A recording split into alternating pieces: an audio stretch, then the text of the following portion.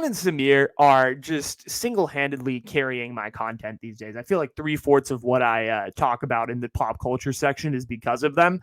They give me my ideas. They give me my inspiration to just comment on things. And they do a way better job than I do, but I just, I try and emulate them in this pop culture section. They're so good at what they do. Shout out Colin and Samir. If you guys ever listen to this, I would work for you guys 100%. I would be a researcher. I would want to work in your studio, just see kind of what your process is. Please hire me.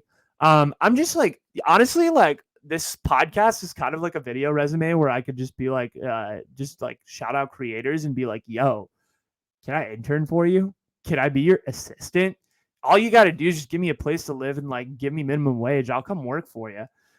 Even I don't even like less than minimum wage. As long as you give me a place to stay and like food to eat that's like semi-healthy, I'm cool. I'm cool. I'm cool. I'm cool. Right? Colin and Samir. Hit me up, bro. Hit me up, bros. I'd come work for you. Samir, come on, that brown connection. That brown connection. That brown. Let's go. Anyway, enough of me joking around. But I do watch a lot of Colin Samir podcasts, and they do a really good job of interviewing a lot of different creators within the industry. And one of the creators that they interviewed, I don't want to say recently, but a few months ago, was Lily Singh. And they interviewed Lily Singh. And for those of you that know me pretty well, you know that I'm not Lily's biggest fan. I think she's a little stereotypical. I think she's had some controversies in the past. I've kind of said all of these things. I'm not sure if I've said it publicly on the podcast, but I privately have had this opinion amongst friends and amongst a lot of people for a long time. So yeah, I haven't been her biggest fan. I haven't really had kind of the highest regarded opinion, but I think it's changing. I think it's changing a little bit. And she's had some controversy amongst the brown community as well. I mean, people have said she's culturally appropriated Black culture and all of these things. And yeah, to an extent it's true, but also like, there's been a lot of people that have, and made mistakes in the past. Are we really going to like make sure they continue to? Whatever. But what I noticed in this interview, because she went on this interview with Colin Samir, it was almost an hour 10 long. And what I noticed from Lily was someone who just felt more mature. The first time I really encountered Lily Singh was her early on YouTube. She's kind of this kid who was coming up in the industry, who was just making skits, having fun.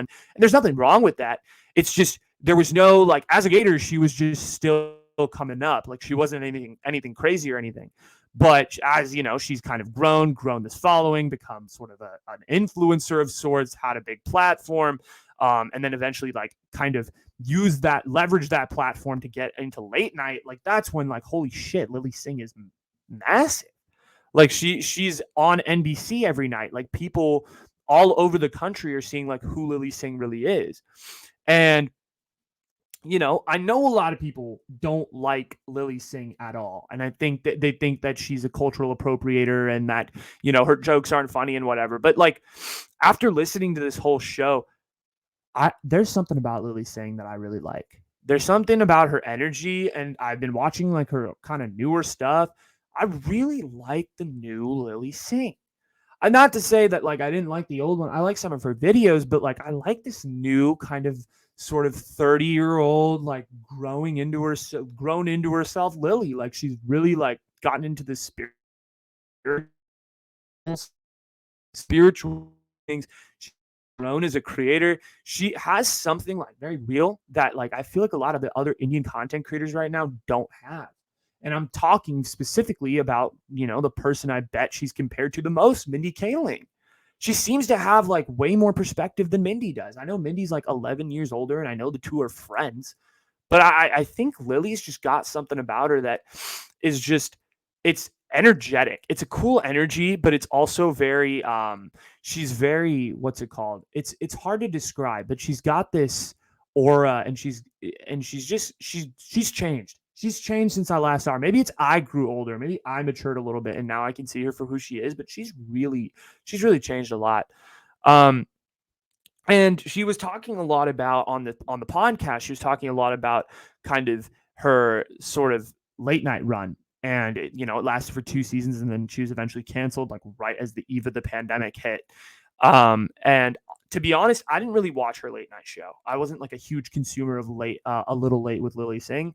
But listening to her talk about it, it was really interesting because she brought up this fact that like when she was a host, with Fallon and Kimmel and Colbert, like you see their clips, you see their YouTube videos out there, they're being shared, they're being, viewed and stuff.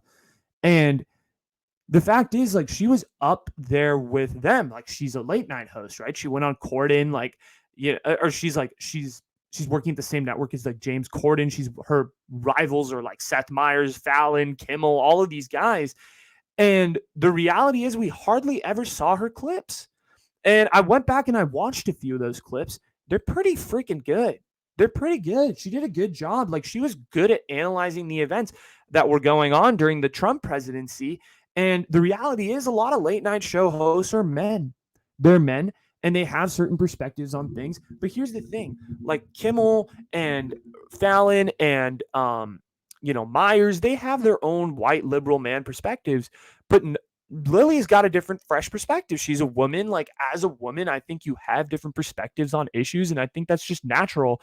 But it was never brought to the consumer's attention that, like, oh, this is an alternative perspective. Like, this could totally happen, and that's so sad. That's so sad if you think about it. It's just like I mean, through the Trump presidency, you had so many women's rights issues come up. You had so many abortion issues come up. You had so many of these like crazy women's sort of like this fourth, fifth wave of feminism type issues that came out into the conversation, into the mainstream, into the open. And Lily Singh was a late night show host during all of this, and her perspective, like she did a whole bit on abortion and doesn't have views. No one talked about it. And the fact is, she was the only female late night host. Who else? I mean, you look at all the main talk show hosts. I'm not even saying like late night. Like, look at talk show hosts in general. Like, there's only like 2 or 3 that I can think of off the top of my head, besides like The View, Drew Barrymore, who does like talk show at 1 p.m. when like senior centers in America are watching, and Lily Singh, who was doing late night, but that is gone now. It's gone because she's canceled. Like, her show got canceled. She didn't get canceled. Her show got canceled. And like, that's kind of crazy that we hardly, as the consumers, ever saw her stuff, which is sad. But I think it's cool because I think Lily has kind of turned the page from late night, from what I could tell in the interview. Like I said earlier, she's sort of become this very like spiritual person, and she's kind of used YouTube and used her sort of huge platform on YouTube to kind of document that journey. And she came out as bisexual. I think she did that before late night or during late night. I'm not sure when, but she came out as bisexual, and that was absolutely huge for the brown community. Like, to have someone like that in mainstream media, is huge. And now she's got her own production company where she can literally make projects on her own. And I'm so excited to see like some of the features that features, TV shows, whatever she decides to come out with, because I think they're going to be really freaking good. And I think she's going to tell some really fun stories. I really wish like her, I think if you were to replace Lily and Mindy, if you were to have Lily do late night, or sorry, not late night, what's it called? Never Have I Ever.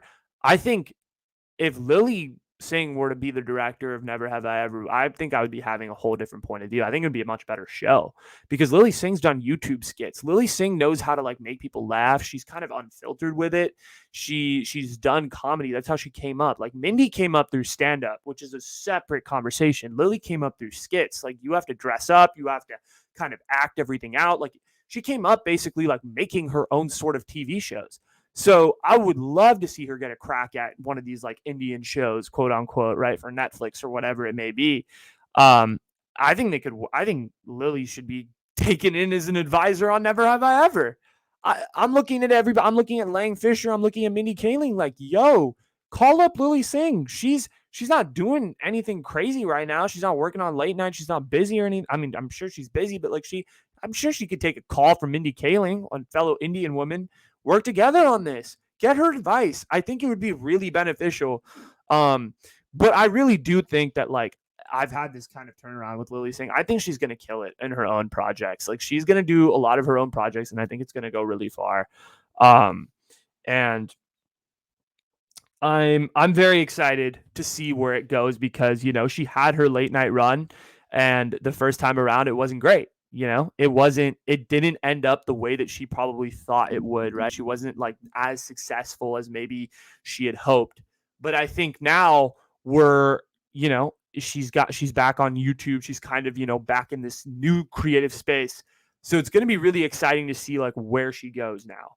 But I do think she is the answer right now for South Asian representation. I think out of anybody that I see who's very established, and there's a counting number at this point, I'd take her over Mindy right now. If she were to direct Never Have I Ever, I think she'd do a really good job, and I would love to see her get a crack at one of these South Asian representation type shows because I think she would have a really cool take on it, and it wouldn't be the kind of Mindy Kaling sort of sex lives with college girls type take that we've seen 5 times already. Because Lily has never gotten a crack at it. I would love to see Lily Singh get a crack at a TV show. I think she could do really good things with it. And I think as a South Asian, I think everybody should get a chance. And I think Lily deserves one as well. So Lily Singh, if you're listening to this, shout out to you. You're awesome.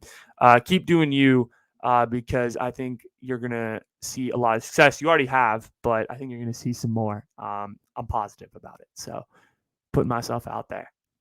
Shout out Lily.